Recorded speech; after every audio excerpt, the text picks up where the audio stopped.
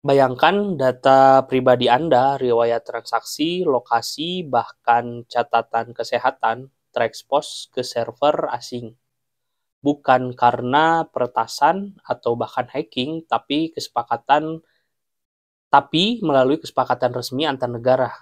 Inilah yang sedang terjadi dalam kesepakatan dagang bersejarah antara Indonesia dan Amerika Serikat.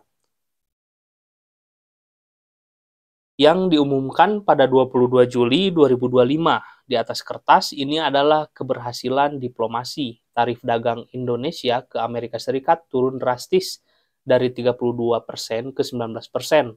Dan Indonesia membuka pasar bagi lebih dari 99 produk Amerika Serikat. Namun, di balik itu, tersembunyi klausul kontroversial. Indonesia setuju mengizinkan transfer data pribadi warganya sendiri ke Amerika Serikat. Pemerintah menyebut ini soal kepastian hukum dan pengakuan standar perlindungan data Amerika Serikat sebagai yang disebut mereka memadai. Tapi mari kita lihat lebih dalam. Amerika Serikat bukanlah Eropa. Tidak ada undang-undang federal yang setara dengan GDPR buatan Eropa. Pemerintah Amerika bisa saja memberikan data kalian, data masyarakat Indonesia, ke Badan Intelijen macam NSA berdasarkan pada Visa Section 702 tanpa pemberitahuan terlebih dahulu. Sementara di Indonesia sendiri, Lembaga Pengawas Data Pribadi atau Badan Perlindungan Data Pribadi (BPDP) belum terbentuk. Bagaimana proteksi bisa berjalan jika pengawasannya belum ada?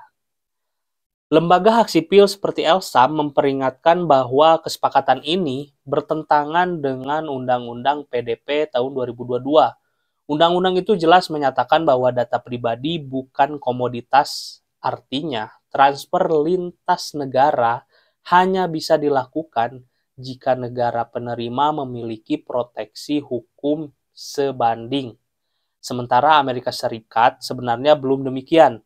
Kesepakatan ini membuka celah besar buat perusahaan asing dan malah mengabaikan prinsip kedaulatan digital kita. Pemerintah berargumen bahwa data dipindah tangankan, bukan data pemerintahan, tapi data masyarakat yang disubmit melalui platform digital.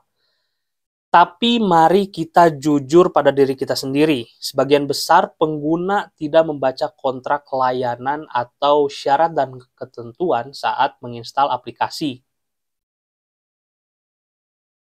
Tidak mengerti implikasi konsen yang mereka teken. Ini bukan pertukaran aktif antar negara, tapi diskolaps legal data pengguna ke entitas asing tanpa perlakuan yang setara dengan prinsip undang-undang kita. Menurut Hendra Suryokusumo, Indari Info, data pribadi adalah aset strategis.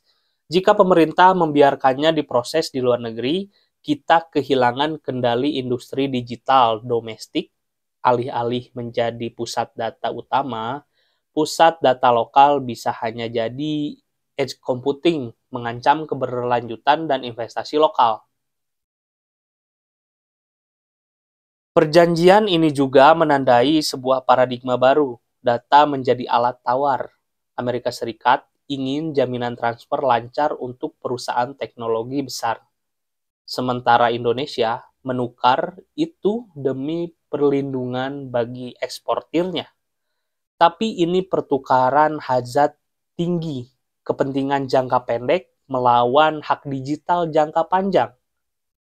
Selain itu, perjanjian ini dinego dalam forum dagang. Bukan dialog nasional yang terbuka, apalagi di tengah debat undang-undang PDP yang belum selesai dan pengawasan DPR yang minim. Sementara Indonesia dipuji akan protokol perlindungan dan pusat data Amerika Serikat yang dibangun di Batam atau Jakarta itu masih bersifat simbolik. Jika tidak ada institusi independen yang kuat, tidak cukup bertumpu pada verifikasi OTP atau protokol Nongsa Digital Pact jika kekuatan penegakan hukum tetap lemah. Kita seharusnya mempertanyakan di tengah kesepakatan yang membuka pintu ekonomi dan investasi, Apakah Indonesia rela memberikan kendali atas data rakyatnya? Apakah kita membiarkan data menjadi ekspor hukum yang melemahkan hak privasi? Sudah sepantasnya kesepakatan ini lebih banyak melibatkan publik, bukan hanya negosiator elit yang duduk di meja putih gedung diplomatik.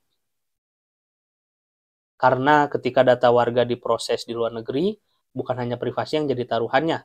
Ini soal kedaulatan digital, kemerdekaan teknologi, dan kepercayaan publik hingga saat ini. Kita masih berjalan di atas jurang. Keuntungan ekonomi besar bisa membuat kita melupakan resiko jangka panjang.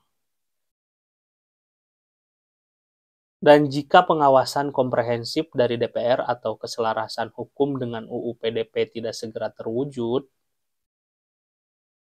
maka kita telah menyerahkan satu aspek penting dari kedaulatan bangsa melalui tanda tangan kesepakatan dagang.